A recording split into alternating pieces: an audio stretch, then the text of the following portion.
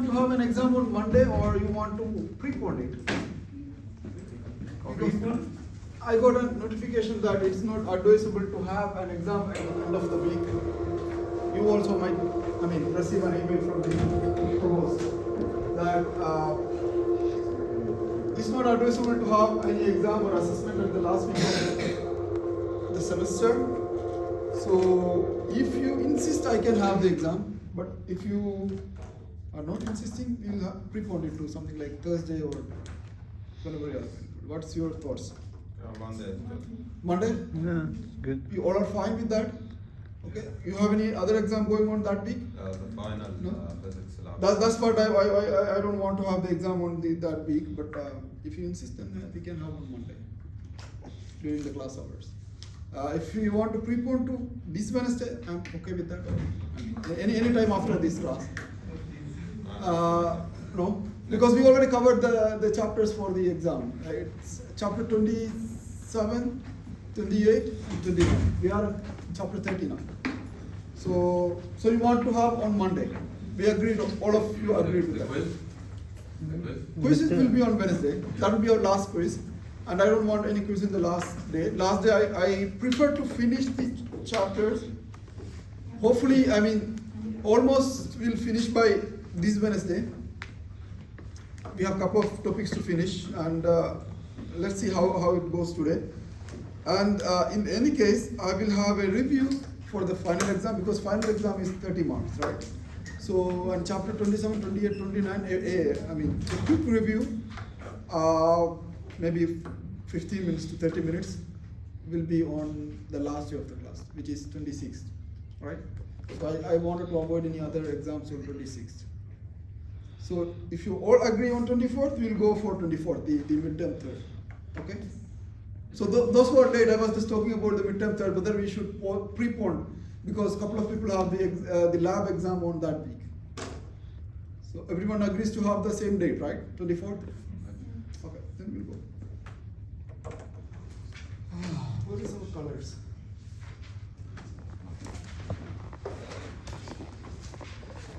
So, hopefully I finish by this Wednesday, most of it.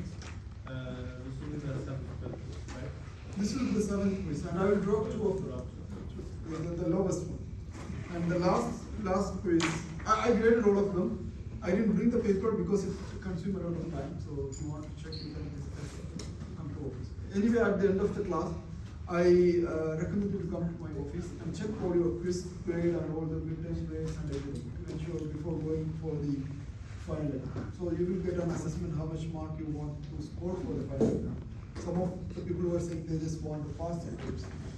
If they want to focus in other courses, if they are weak in those courses, they can focus on that and just adjust your timing for the preparation for the final exam. So you just come to my office anytime after the last day, or after maybe Monday. I'll try to finish grading. If the exam is on Monday, I'll try to finish grading before Wednesday, most probably by Tuesday, so that you can check the midterm third before the end of the semester.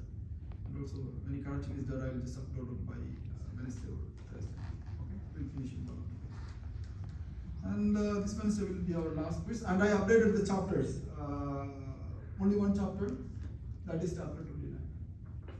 How was the last quiz? Good, bad, ugly? Okay.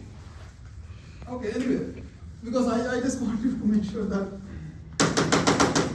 you should get, 10 marks. You should not lose those marks. Chapter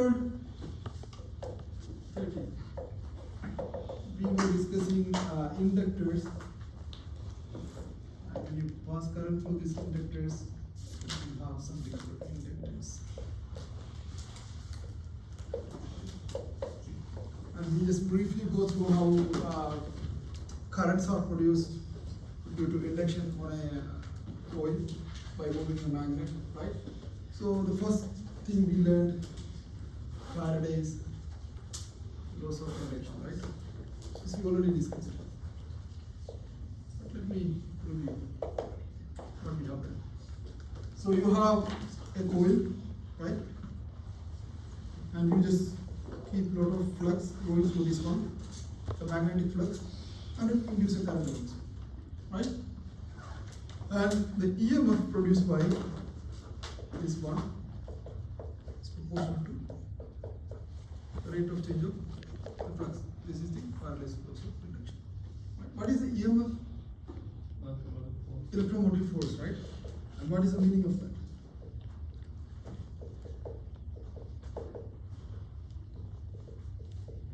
Right? Some energy required to move an electron. Right? That's the basic definition of that. And what was the definition of the volt? So electromotive force, the unit of EMF is something like same as what we discussed the volt, right? The potential. So, and what is the flux? The magnetic flux we define. If I have a surface like this and I am passing a lot of field lines through this, right? So I have the surface in terms of magnetic field lines passing through, right?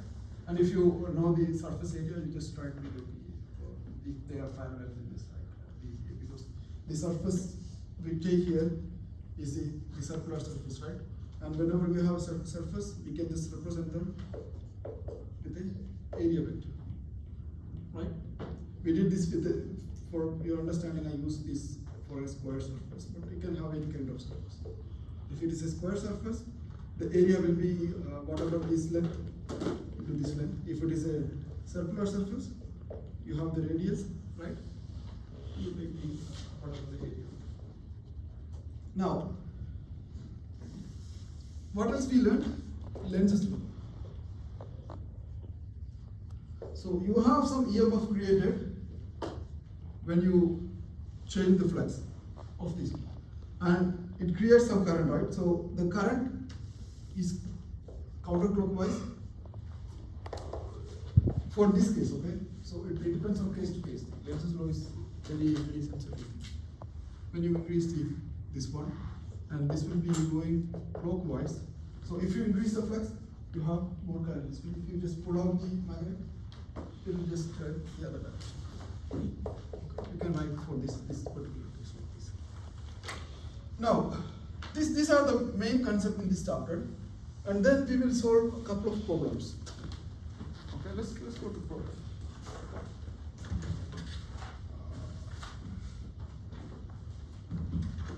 And I think I also did something like when I have infinitely long wire carrying current I, and I ask you to find the direction of the current or induced current on a circular loop I kept beside that. Right? So you have magnetic field. If the current is in this direction, the magnetic field will be just going this way, right? So the magnetic field all over the spaces will be this direction. So you have magnetic field in this direction, so your current will be on this one, will be this direction. Okay. Alright. So the question was, I have an infinitely long wire, let's assume this is infinitely long wire, and I keep a loop somewhere here. And I was asking, this is carrying a current I, and how much is the induced current on this one? So you can just call, to separate this one, it's a loop current or something like that. So this is a different current. This is the current I applied to this one, and this is the current which induced due to the field from this wire, okay? And that's just about the direction, and now we'll have some real problem. Let me write it. Sir, Yeah.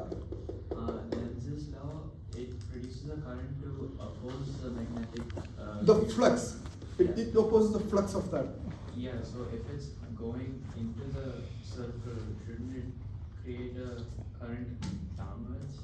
That is see, if it is going into this one, it's not just opposing the increasing of, that's what I mentioned, this is specifically for this one. It's not like increasing when you are going the current like this. So whatever the changes happen to the flux, it tries to resist the change. Okay? So if this is going like this, it just try to go down the current actually. If you are pushing this way, it will just increase this way. A rod is moving with velocity.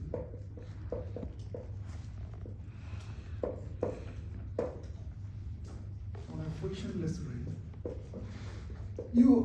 A couple of you are familiar with magnetic rail, right?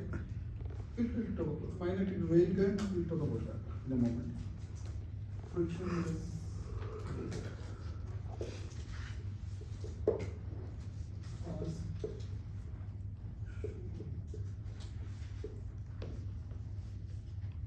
I'll just show some picture. I have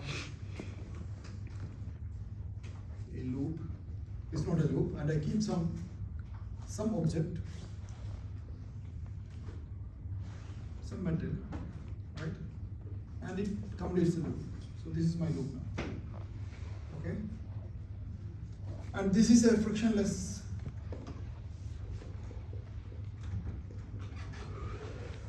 rail.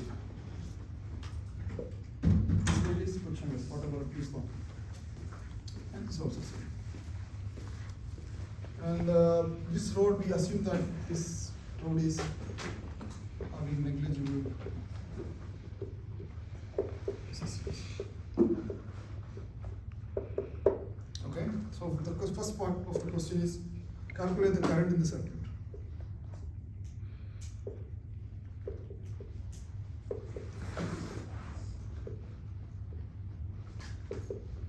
In the circuit.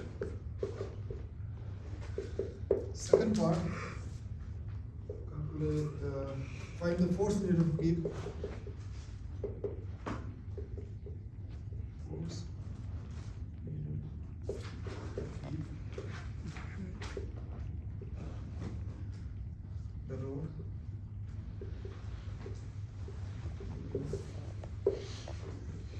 with velocity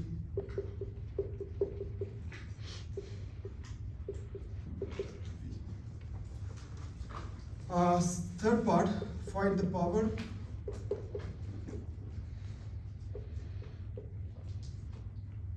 dissipated through the resistor.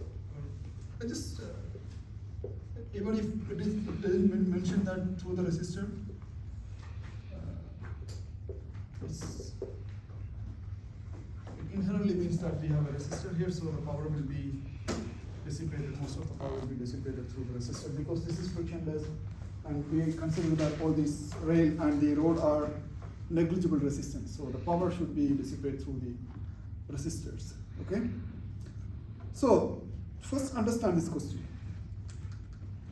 So I have a rod, right? And I pull this one.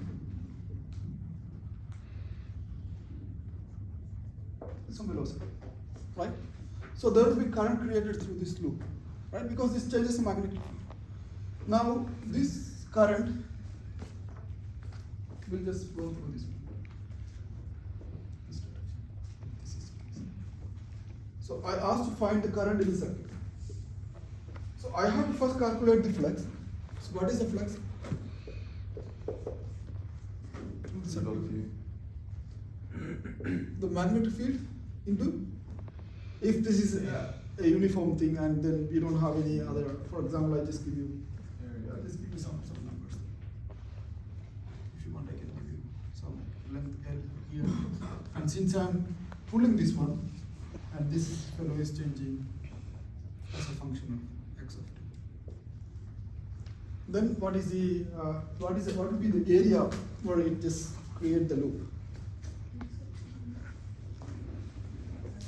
The area will be L into x of t.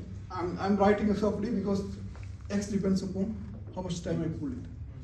Okay.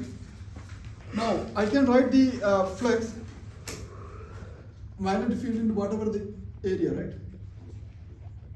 X of t. Because I know the area, so I don't need to integrate. Basically, the flux is surface integral of P dot B, right? And both are parallel, and then I can write the surface integral of B. And I know the whatever the area, the total area of this one. So this is something like magnitude of B into whatever the area there. Right, that is this one. So I got the flux. Now, how I calculate the current? How I calculate the current? So what is the EMF? Sorry, what is the EMF? Electromotive force. Rate of change of Flux. flux, right? Which will be rate of change of whatever B, L, X of t. B and L are constants, right? So you have constant field, and then B, L, D, X of t. So the flux, whatever is changing with respect to how much you pull, right? So this is basically BL into whatever the velocity you are applying to that. The rate of change of the distance here is the velocity, right? So this is your EMF. And I already told you EMF is something similar to whatever we have here, volt, right? So you can say this is your induced EMF or induced voltage on that circuit. So if V is equal to B into LV, this is the velocity. Okay? This is the this is in volt. This is the velocity. Don't get confused with that. So how I find current then? What is equation for current? V over R, right? So B L small b, the velocity v over R. This is the current. Okay, so we have done first part. And find the force needed to keep the rod going with velocity v. So I am just applying some external force, right? Pull that. That creates the magnetic field. So whatever the external force I am applying, the magnetic force will be created accordingly. Okay? They should be equal. So what is the force when you have current flowing through a loop? I into L cross B. Right? And what is the magnitude of this one? I into L. So, right? So what is your I? B into L, V into LB over R. So this will be B square, L square, B over R. This is the magnitude of force needed to keep the rod moving with velocity v. If you move this much velocity, it will create this much magnetic field, right? And this is part B. And then what the last part? Find the power. So you know the current, right? You know the resistance. Then you can just find the power. What is the equation of power?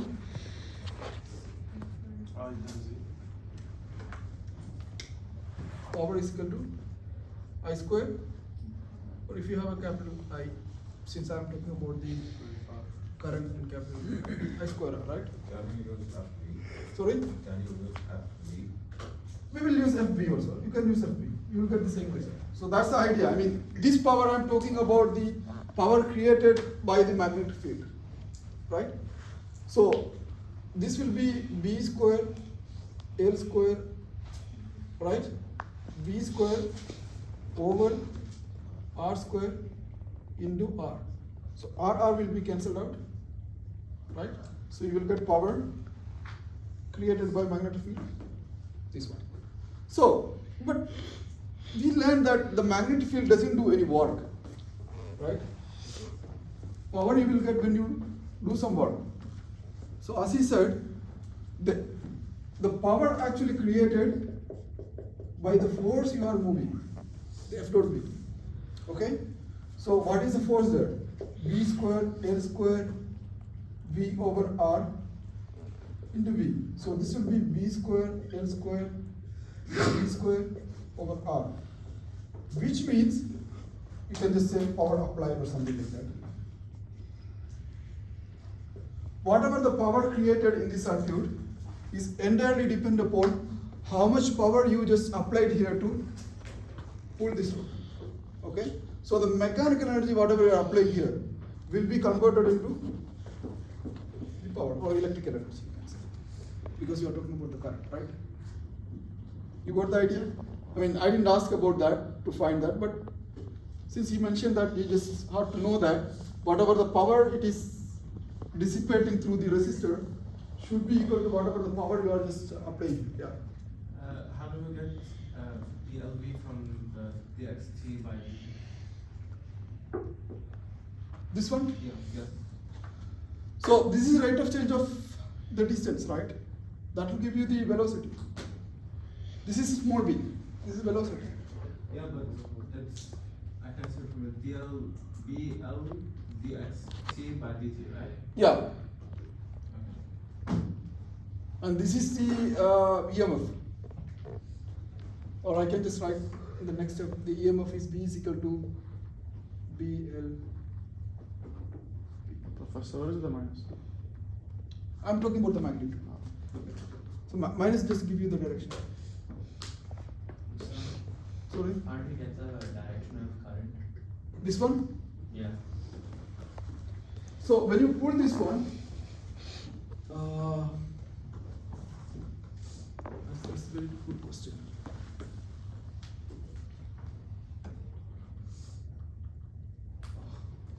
So when you pull this one, you are applying the velocity in this direction, right? So ideally,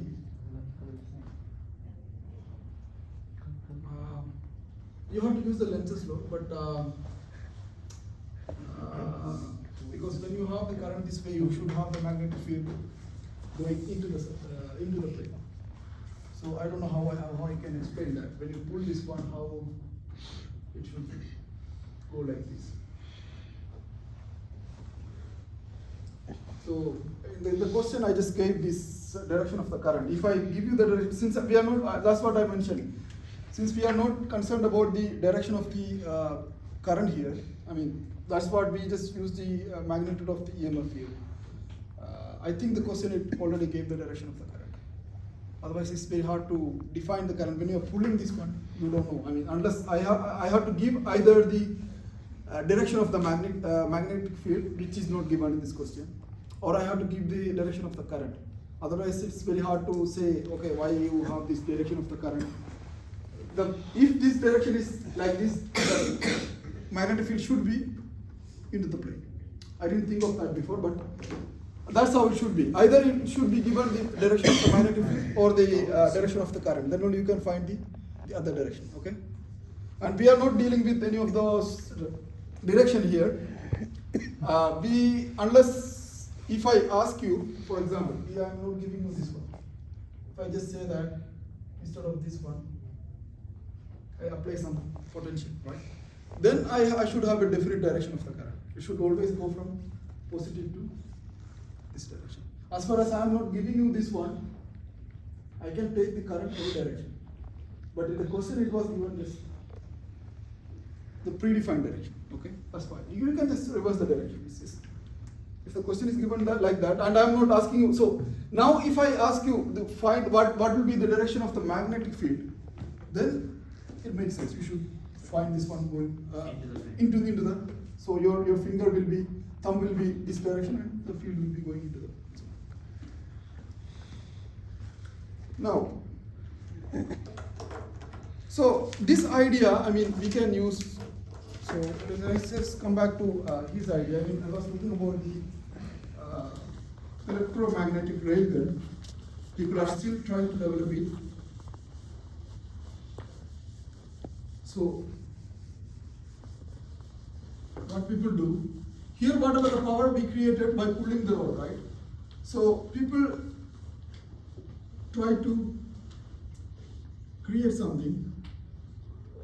They keep the rod same as that,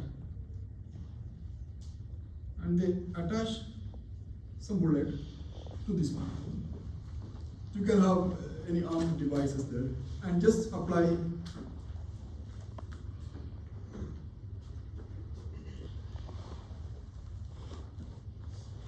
So this is the rail, frictionless rail. I mean, you cannot have a frictionless rail, but assume that this is frictionless. And then what you do?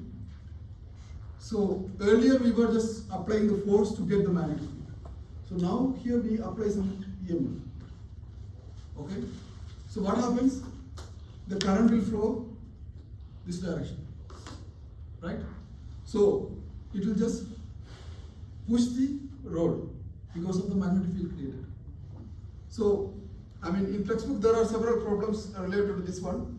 One of the problem is that what will be the maximum velocity a railgun can have when it is connected to a potential difference of P. Like this, the circuit will be given. So you have to understand that in most of those questions they just say some statement like it has a switch, right? And it is connected at time is equal to 0, right? So when it is connected, the current will flow, right? And you can have the maximum force or the potential will be whatever you found there, the EMF. Okay? So the maximum velocity can have whatever the EMF over the magnetic field and depending upon the length of this one. Basically this length is the length of this region, right? So whatever this length. Okay? You have several of those problems, the railgun related problems. Either it will be asking you to find the maximum velocity, or it will be asking you to find how much potential you have to apply to reach certain length, or it will be asking to find the length of the rod which is connected, or the distance between these two rails for a certain velocity and all these things. You just use this equation. The EMF will be equal to the magnetic field and length and the velocity. Okay. So you have to remember that this connection is very, very important. If you understood this one, when you're pulling this one, you have created the power by using the mechanical energy, right? And which is converted to the electrical energy. But here we are just converting the electrical energy. So you are applying some potential, right? And you just converting to mechanical energy. Just go back to your textbook and just solve the problems from back of the textbook. Okay? You can have several of this problem. But this is, once you understood this concept, the EMF is just proportional to whatever that the change in flux, then it is easy to understand. And this idea, the changing flux create the EMF, we are widely using these things. I mean, if you look at your phone, the mobile charger, right? And also when you use the Apple Pay or your this one, the ATM card.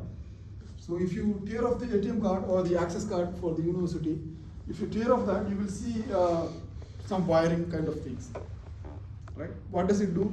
When you show to an RFID device, the RFID device will produce some magnetic field, and depending upon the flux changes, it identifies. Okay? Or just another example is that the metal detector. So metal detector, when you take the metal detector through the beach, you will hear some noise, right? I mean, this has a lot of applications. Because detectors are widely used in our daily life. For example, have you heard about the eddy currents?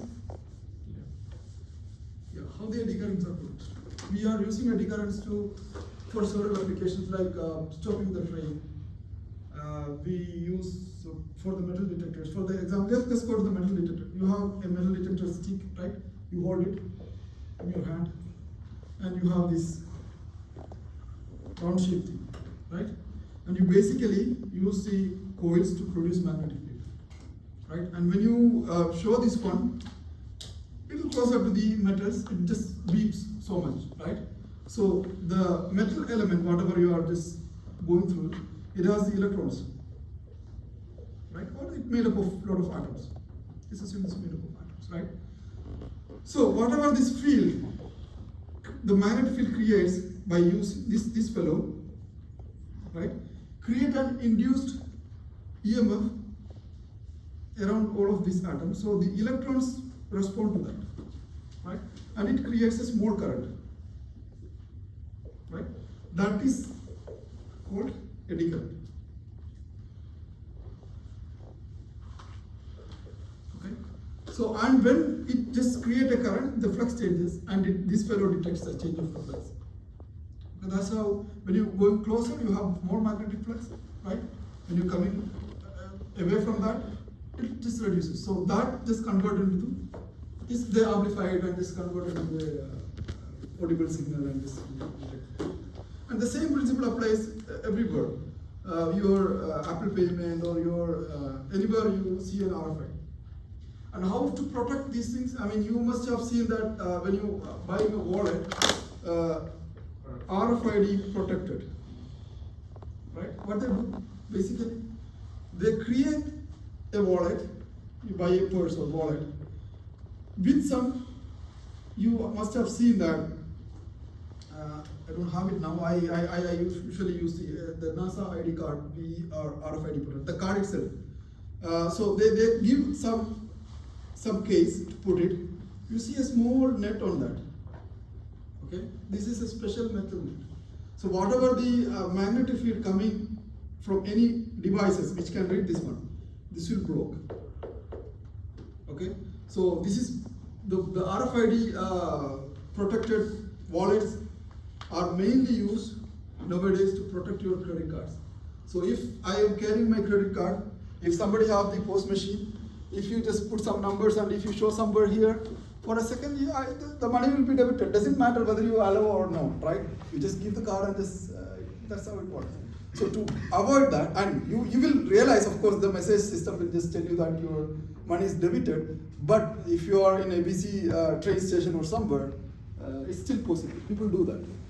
So these kind of things are very, very important, and it is, affecting our daily life, even though we don't know how it is affecting. When you lose your money, you will know. Something very important, okay?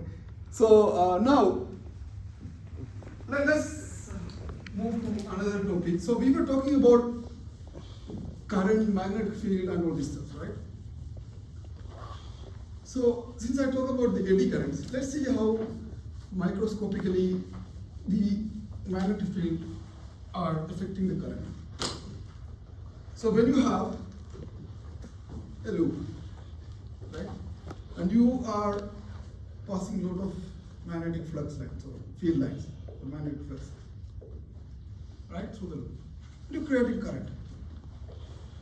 Basically, how this current is created, they are not touching the magnetic field lines. Of course, the field lines is going through the loop, but how they are inducing the current? What is current basically? The flow of electrons, right? So, how the electrons are flowing?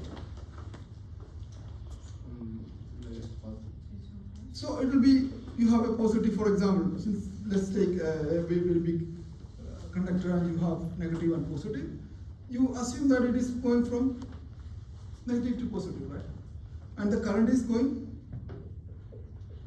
all headaches come only because of the Benjamin Franklin, he decided the electrons has to be going this way and the current should be going that way. But this is how it is working, right? So while you are applying some magnetic field, you are changing basically the electric field of the system. Okay? It doesn't matter whether you have a loop or you have a wire or anything, you basically create an electric field around a magnetic field line. Okay? So this electric field just go around. For example, if I have this flow, for example, I have some magnetic field coming out. So the electric field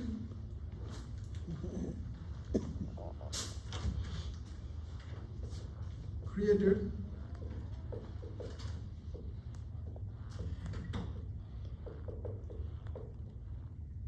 this field causes the movement of electron.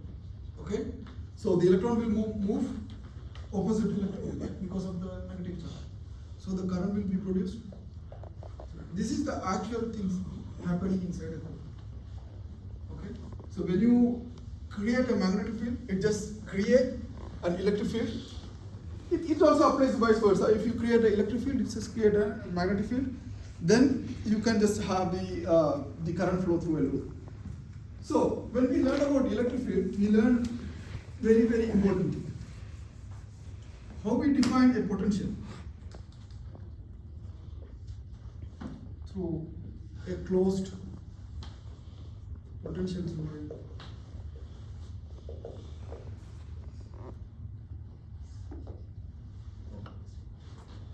a closed path.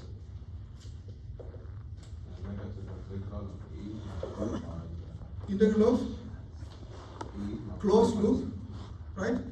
E dot dl. If this is my length element, okay, right? We had some negative signs. Just disregard of that. Okay, it depends on the direction of the electric field. So, and what is the EMF? Change of flux, right? So can I write the electric field created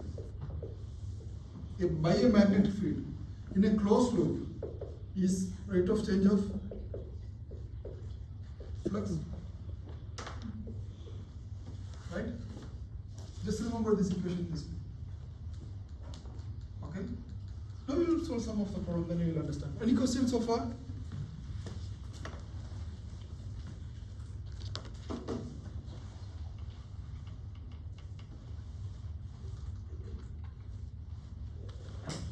And usually the rate of change of something which is represent the negative side, so this is our equation, but usually I will be asking only the magnitude of this term. Both sides are negative. Can't you just drop the negative side? Yeah, here the potential is just have some direction. I mean, potential doesn't have a direction. Electric field have some direction. That's why. But the textbook definition it is given rate of change should be a negative. But you can just take a positive because it depends on the direction of the electric field. So it's fine. But that's why I will be mostly asking about the. I will not be asking about the direction of the electric field. I will be asking about the magnitude of the electric field. So even if you forgot to write the negative sign, it should be fine.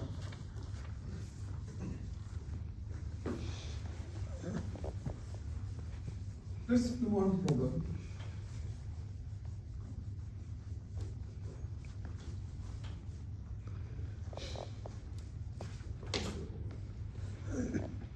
Find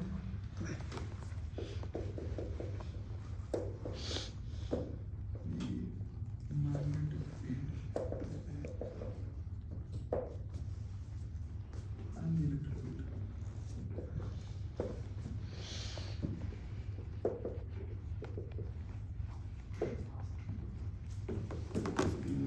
In every space. So a couple of problems I took from the textbook, and you can see associated problems in the textbook. So the question I am picking from the textbook, I feel that this is something important or something difficult to solve, to understand. So those problems I am solving here. Okay, so I recommend you to go back to the textbook and do that. Space, acceleration.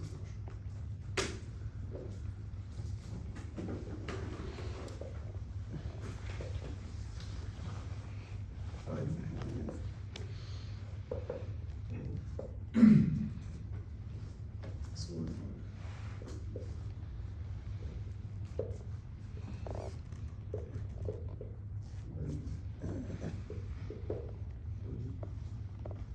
assume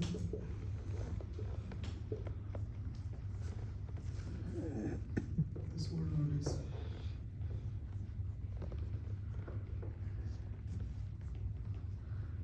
tightly wound.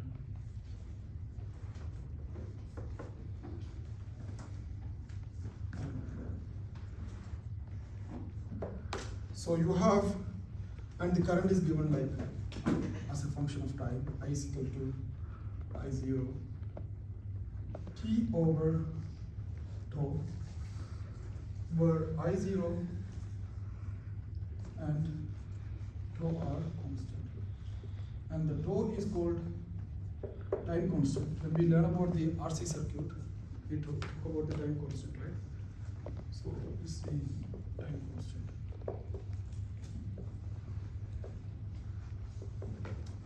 So you have to find both the magnetic field and the electric field all over the space when you have a solenoid.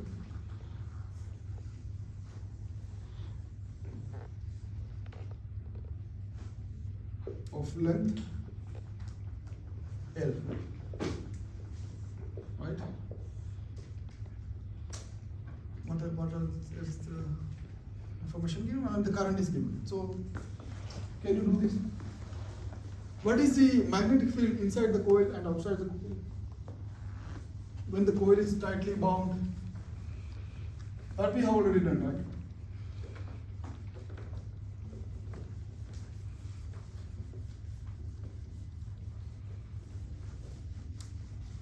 What is outside the coil for any solenoid which is tightly bound? What will be the magnetic field? We assume that it is zero, right? Even though it is not zero, it's negligible compared to whatever it is inside. And the outside magnetic field is assumed to be zero. Just draw, but I'm not going to do that. So you have this direction. So take 1, 2, 3, and 4, and this is inside. This is outside. So it is asking all over the region, right? So it's only inside and outside. So B outside is 0, right? Or then let's say this is outside. What is B inside? Mu and I. Mu 0 n I, right? But here the I is changing with time. You want me to solve that? Just do this one. So, B dot dl is equal to, what was it? B0 I in, right? Solve this one. And then, so you can just take B and dl is whatever the length L in this direction. So just assume that this is having L and this is having L, and then just solve it. So the magnetic field out inside mu0 n, I of t is something like I0 t over 2, right? And if it is asking n number of coils or the wounds, then you can just, instead of this one, n over L, I0 t over n is equal to the number density. This we have done in the last class. But interesting part of this question is not the magnetic field. Since we have done this one, this is already, this is inside.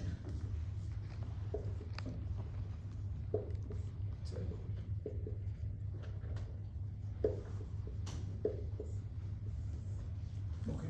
Now, what is electric field inside?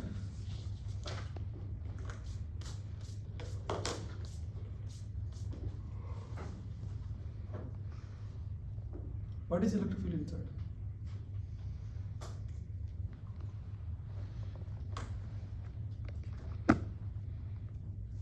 What is the electric field?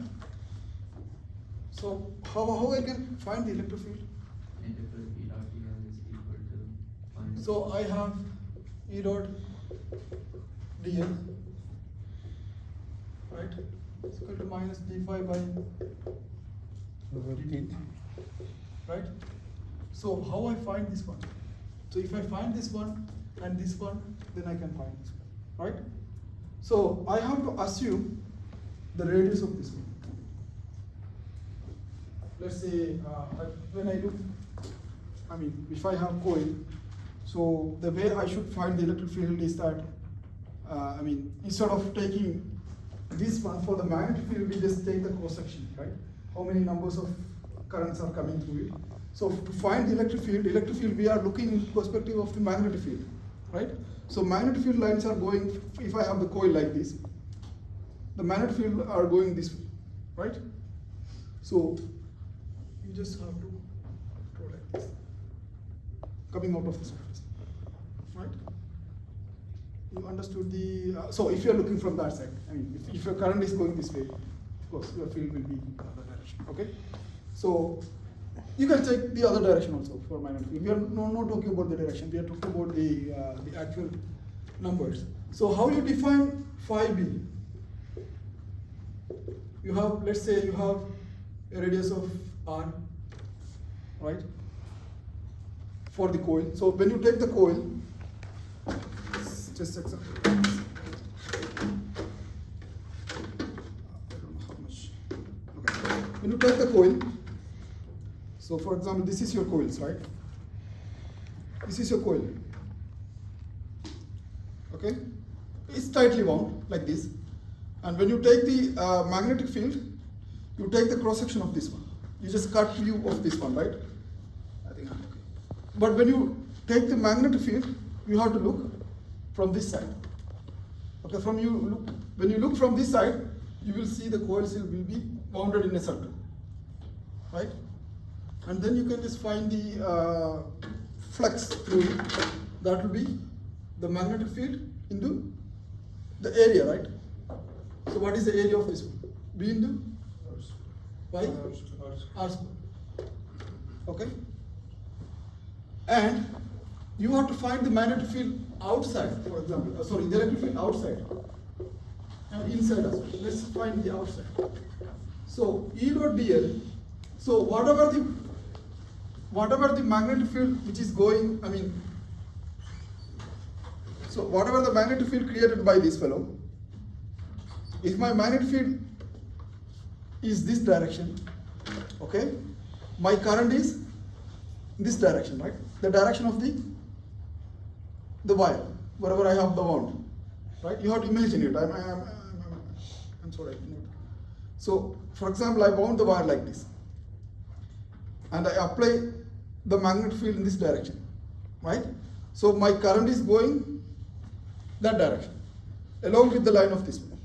So E to dl is parallel, right? E and dl are, sorry, for example, E and dl are parallel this one. Because the length element is the length of this one, the length element of this one. And the electric field created are the same direction, right? So you can just take E into dl, right? It's close integral. And d by dt of B into y r square, right? Right? And then, what is the dl here? Pi r square times n. E is equal to pi r square. Okay? And this r and the outside loop are different. Okay? Let's you call this one R1, and you can call this one as R2, or just call R. And in that case, you have to call this one as R1. I'm talking about this R is the radius of whatever the coil from center to this one, and this R, whatever I'm talking, is the ambient loop outside it. Okay? And this is the ambient loop radius, and this R is the whatever the radius of the coil. And what will be this resultant of this one? D by dt of what is the magnetic field there? Mu0 n over L I0 T over tau into R1 square, right? So what will be the resultant for this one? You want me to write again? Anyone have confusion about this one? Sir, Yeah. when we're calculating the closed integral of DL, Yeah. we are calculating the length of the end, like the total amount of coils, yeah. That I already considered in the flux here. The number of flux. Number of coils which made this flux. Okay? So when I look from here, I only see that I have the magnetic field here, right? And I'm integrating all over the radius, and that radius contain whatever the field lines coming through all of these loops. So I don't need to consider again the n there, right? I don't need to consider n, that's what your question, right? Yeah. N pi r, right? Yeah. We don't need to consider that because we already considered that n numbers of these are coming through the flux. Okay, so unless you are considering here, you should consider that. Okay. Now, so you can do this one, right? I mean, it was very difficult for me to explain the geometry, but if you understood the geometry, it is very easy. So I have this coil bounded on this one, and the magnetic field association you know how to find, and this is bounded like this, right? And your magnetic field is going this direction. So your magnetic field is producing some electric field, which is going in the direction of the coil, right? And that electric field and since it is going the direction of the coil, the DL element both are parallel, right? And then you have to integrate whatever the radius, whatever you are seeing, and that will be equal to whatever the flux change. So you just do this thing. So this will be the final E will be for the inside. It will be mu 0 n over L I 0, right? Yeah. R1 squared over tau, right? And d over dt will be 1, so I'm not writing that. Divide by whatever pi r squared, right? No, the pi should cancel there. Yeah, they should. Oh, yeah, sure. There is a pi here. You forgot to write it down. There is a pi there, so there should be pi here. So this will be transferred. So the final equation will be mu 0 L over r squared L I 0 r1 square over tau. This is correct? So R1 is the radius of the solenoid The R1 is the radius of the solenoid. and R squared is R is the ambient loop. Yeah. Okay. I explained that, but I forgot to write it. Radius of the solenoid. And this is outside. And what about the inside? What about the inside? You do the same thing. You take that element, right? So you have, let's say, R1 is the radius of the solenoid, and now you have to find the electric field inside, right? Unfortunately, I don't have so many colors, so and you draw the ambient loop. So this is the ambient loop with so this one was radius R1, and this was radiuses. You just take R, okay, and do that. So And in this case, the radius, sorry, yeah, it will change as a function of R. Yeah. it will be changed as a function of R. So you can easily cancel that out, right? So that's the idea. So you do yourself that, the inside one. Yeah. Doctor, in this case, you said like when you were gonna see the impinging loop. Yeah. For example, like it will be parallel, like it will be a circle, and we'll know the area is like pi r squared, right? For Yeah. example. How would we know? As you said, you can see the shape, and you know have to know the area, right? What if it was like, for example, another thing? So the solenoid is always circular. It's always circle, Yeah. right? So it does not need to be It's cylinder. not, or something. it's obvious that you should take the pi r squared. Yeah, that's Whatever the because problem will be. because I heard you say like you have to Yeah. know which Because the solenoid, whatever we are talking about, to create the uniform magnetic field. Yeah, You it can will be have a like a different shape circle. of the solenoid, And if I ask you to find the magnetic field inside a square shaped wounded wires, we don't call them a solenoid, then the field is not uniform inside. So you can, of course, some of the toroidal transformer, you see that, you will see that the wires are wounded in a square shape, but that's for different purpose. But whatever the problem we are dealing here, the solenoid we are talking about, you have a square insulating element and we are just winding wire on top of that. Okay, so it's obvious that we have the only thing I didn't give in this question that this is having a radius of r. I mean, maybe when I ask the exam question, I'll be giving more details about that. I missed that part of the question when I was writing this question. Okay, so now this is all about the electric field. I mean, I only solved one problem, but you can have several problems given in the back of your textbook. And we'll just briefly go through some other aspects of the solenoid. So for those who know about the solenoid, they must have already known this one. Self-inductance and mutual inductance. Mutual inductance, we will not have any problem from the mutual inductance because this is not part of our syllabus, but self-inductance is our part of our syllabus, okay? I think I have already provided the lecture notes from the YLA in the on island, so you can just go through that. You can see, and also don't go through all the materials given on that PDF or the PowerPoint. You just first check your syllabus, which are sections, because whenever it comes to last chapters, some of the chapters, for example, chapter 28, I think the section 1, 2, 4, 6 are only included. And chapter 29, the section from 1 to 8 were only included. Okay, so when you are learning something, you check whether it is in the syllabus or not. Okay, so unnecessarily you don't spend your time, because whatever the upcoming chapters, after one chapter to the other, we will not be talking about the one we didn't discuss in that. For example, Hall effect. We didn't learn about it, right? So we don't talk about anything coming related to Hall effect in the next chapter.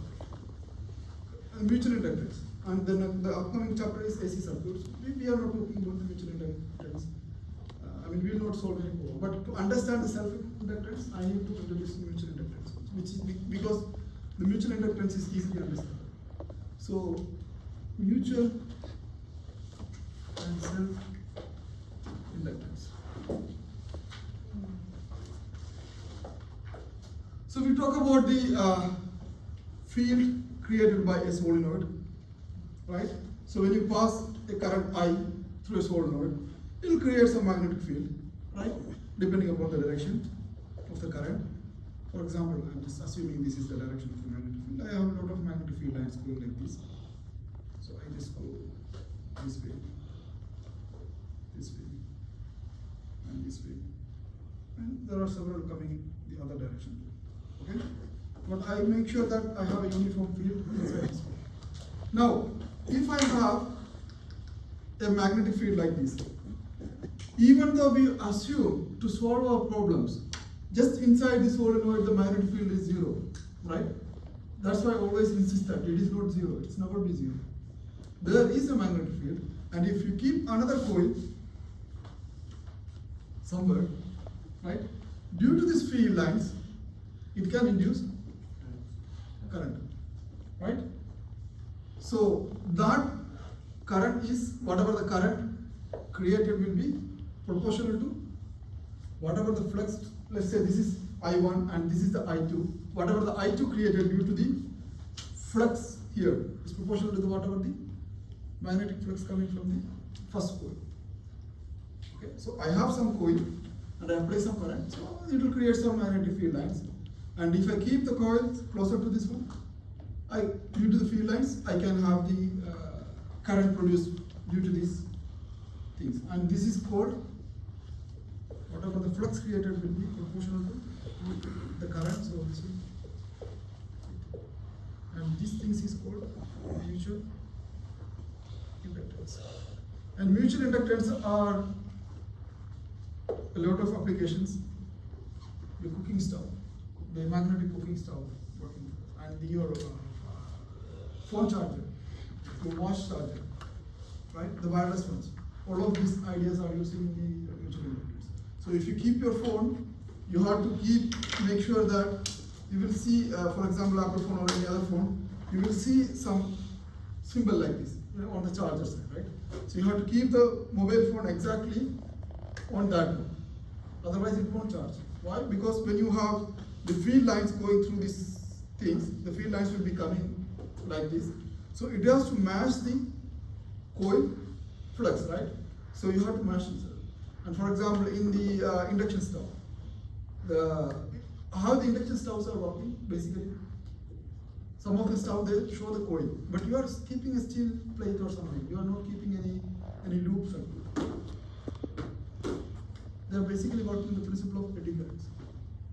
So you just keep the coils, heat them, or you don't heat them. You apply some magnetic field, right?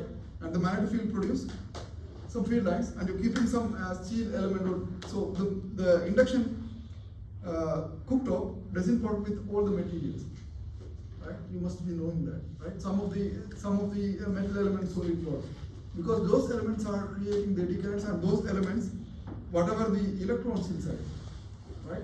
They are accustomed to the eddy currents, and that will causes heating of the element. That's how the and all of these ideas and many more applications about the mutual inductance. I mean, the most prominent one, the aircraft engine. Whatever the engine you are seeing, most of them are alleviated, magnetically alleviated. The rotors. I mean, they have a stator and rotor, right? So you have a fan kind of thing. So you have to compress the air. So some of the fans are stable, and something is rotating with 1000 hertz or something like that, 1000 rotations per second, for example. And this has to alleviate, the whole shaft has to alleviate. So they use the magnetic field to alleviate them. So they use the mutual inductance. But we are not dealing with the mutual inductance. We are interested to know about the self-inductance, because that is not part of your chapter. So what is self-inductance? Even though you don't need to have a separate coil, you have one coil, right? And you apply current to that. That creates the fields inside.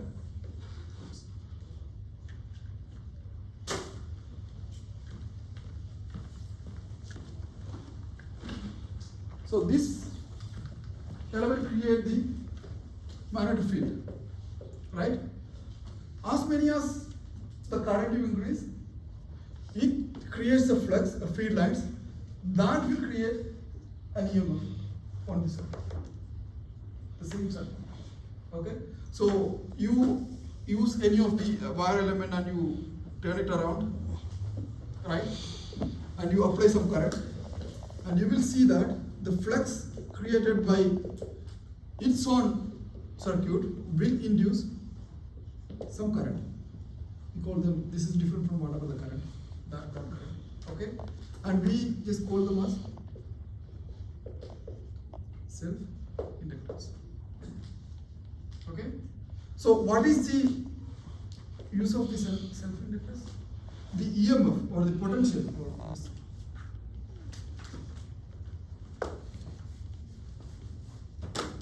The EMF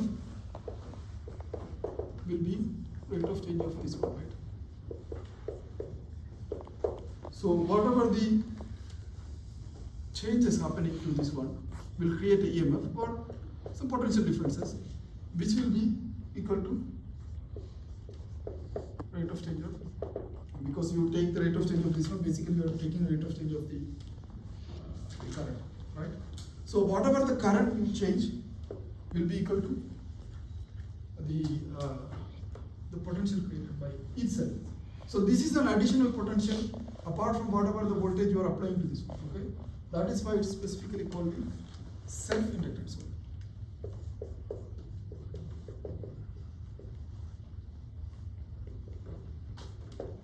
What are the applications and where you see this self-inductance usually? You use a lot of inductors. Small, if you break this one, for example, if you break this one, you will see small coils, inductors, and single coils. You don't see, we don't use any mutual inductors here. But you, of course, you will use the toroidal transformer and those things, and it uses some idea of the mutual induction. But when you disconnect these things, or just switch off this one when you connect it and charge it, I don't know whether it has an LED. The LED, when you turn it off, most of the time you will see that the LEDs are still on, right? And or any other devices like the old type cathode ray tube television. When you turn off the switch, the television will run for a few seconds, then just blink it, right? So it's purely because of the self-inductance of the elements inside the coils. We'll see in one of the problem how this is happening in real life. So let's do a problem. Sir, Yeah. does the induced current add to the applied current? It just, the flux will always try to oppose whatever the current, right? So it will not add to that. It will just oppose this one. So if it is adding, then of course you are producing more power, right? You can never produce the more energy than whatever you are doing it. So it never add up. It just opposes whatever it is having or having. So how much time we have? Let's do one problem. Then I can. So in the case of the TV that you're talking about, the current will be flowing the opposite direction. When we turn off the TV, there's still going to be current flowing through the Yeah, the TV example is that the inductance are not only opposing the flow, it store some energy, right? We'll see that, one of the problems. So when it turn off, it will just keep powering that devices, whatever it is, with the stored energy for a few seconds. It just discharge. It will take a few milliseconds or something to discharge. So that blink you see. And for this one also, it's just that it's not that. So when you turn it on, before you do anything, you just plug in and you turn it on. You observe next time, this will take some time to show the light, right? Same as when you turn it off, it will take some time to turn it off, right? So it all depends on how the current is flowing through the inductor. And we will see that the current is stored in form of energy. So when you turn it off, the inductor still have some energy. Okay, that supplies to the device, the LED. That's why the LED is blinking. And whenever you are first turning it off some devices, you just turn on, it takes some time to blow the LED, right? So actually the current which passes through inductance, you will see in a moment, that it just instantly don't deliver to the devices. When it passes through the coil, it just slowly increases. And that slow increasement will take some time. That time it just turn off and then it will just turn on after that. Okay. We'll see. Let me do one problem, then we will see how the current are going with the time through an inductor.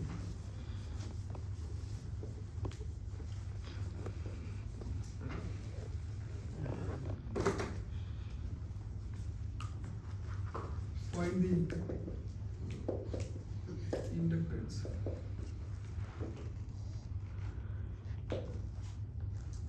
Of the solenoid.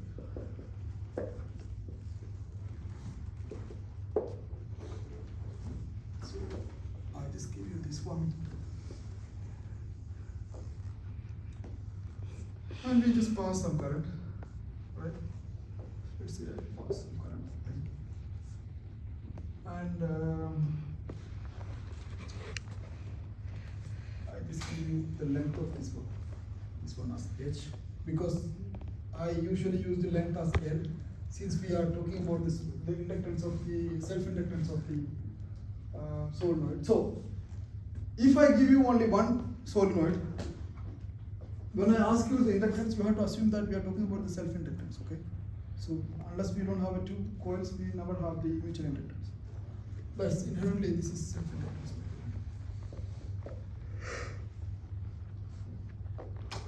Now, so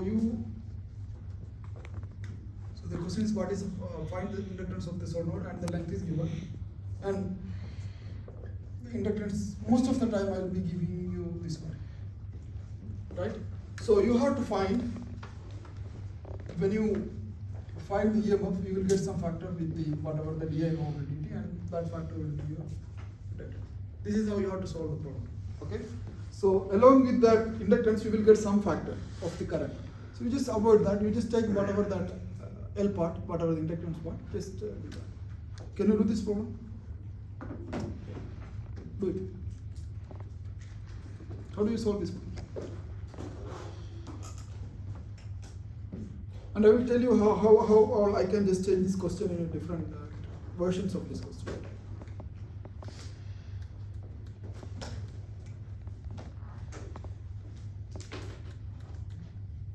So what all information you need to find this one here? You need to know the EMF, right? What is the equation of EMF? Change the rate of change of the flux, right? So you need to know the flux, right? And what is the flux here? Magnetic field into whatever the area, right? So how you find the area of this one? Just assume that I just give you the radius of this one is, for example, R square. let's say capital R or small r. Okay.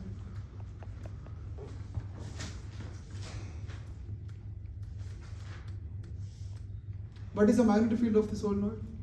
mu naught Ni. So this you have to remember all this. Okay? B is equal to mu 0 small n I of t if I am talking about the current as a time, or I can write B is equal to mu 0 the total number of the loops over length t, and my EMF is equation is rate of change of d phi by dt, and phi p is magnetic field into area, right?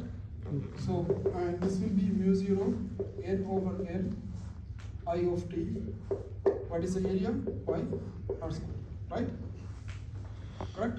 So I have to take the this one, the time difference of this one, or differential of time. So this will be EMF will be equal to d by dt of mu 0 n I of t over L pi r square. Correct?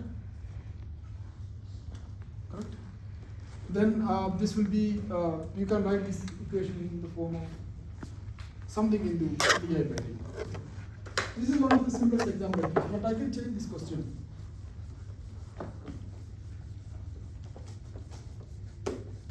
So this will be equal to mu 0 n pi r square over L into d by dt of I, right? So I'm only talking about the magnitude. So I'm just regard this one. So this is mu n over L pi r square. So whatever this part is the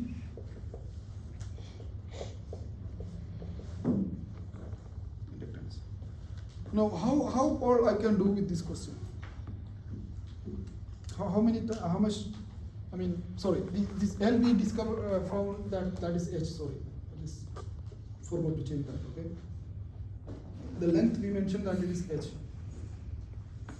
Sorry about the mistake. This is H. It should be H. If I mention that it is A, it will be conflicting with the symbol for the inductance. So that's why I just wanted to make another symbol. Okay, in exam you can use any symbol. So what happens when you apply some current through a solenoid? It will take some time, right? The flow through this, or you have to flow through all of this, right? So when you look at the current versus time through a solenoid, it will just slowly go up, then it starts. And I was talking about this time. Whatever the time it takes, this one. So when you connect on any of these instruments and just first switch on this one, so it will take this much time, typically millisecond or something. You can barely noticeable. It will take to blink this one. But when you turn on, it just do the same thing, right? You're cutting off the power from this one, this side, right? The flow from this side. but it still holds some current in form of the energy. We'll solve one of the problem with how we should find the energy of a solenoid. So that energy will be supplied to wherever the LED you connected. So it will just glow during those times. Sorry about that. I mean, I took 3 minutes more. But next class we will solve the LC circuit and other things. Okay.